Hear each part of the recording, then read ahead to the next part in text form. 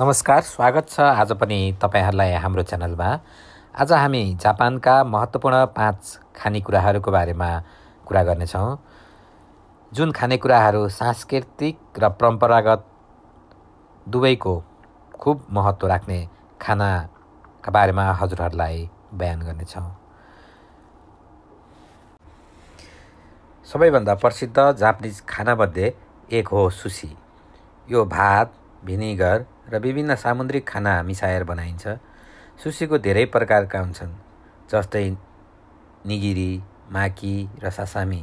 Japan आउँदै हुनुहुन्छ भने एक पटक स्वाद लिन नबिर्सनुहोला।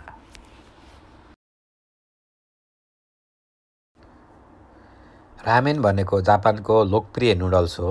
यो विभिन्न प्रकारका सुप बेसमा बनाइन्छ, जस्तै सियो नुनको स्वादमा, सोयु सोया सस र तोङ्कुचु बङ्गुरको हड्डीबाट बनेको सुप। जापानको प्रत्येक क्षेत्रमा आफ्नै स्वादको रामेनहरू पाइन्छ। तेम्पुरा भनेको हल्का पिठोमा डुबाएर तातो तेलमा फ्राई गरिने झोलमय तरकारी वा सामुद्रिक खाना हो। झनै तातै खाँदा यसको स्वाद धेरै नै मिठो हुन्छ। यो प्राय सोया सस बेसमा खाना बनाएर खाइन्छ। जापानिज खारे राइस। यो दक्षिण एसियाली करीभन्दा थोरै फरक हुन्छ। यो थोरै मसला हालिएको खाना मसला हालेर बनाइने करी हो। यो धेरै नै स्वादगर हुन्छ। यो मासु र तरकारीहरू मिसाएर बनाउने गरिन्छ।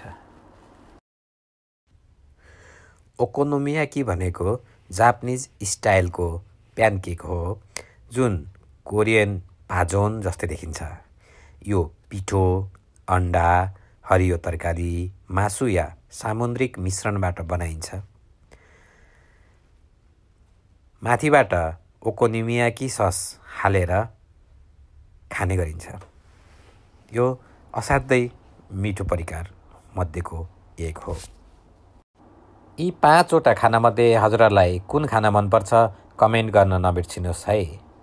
यस्तै भिडियोको लागि लाइक, कमेन्ट, सब्स्क्राइब गर्नुहोस्, ताकि फेरि यस्ता भिडियोहरू नछुटुन्।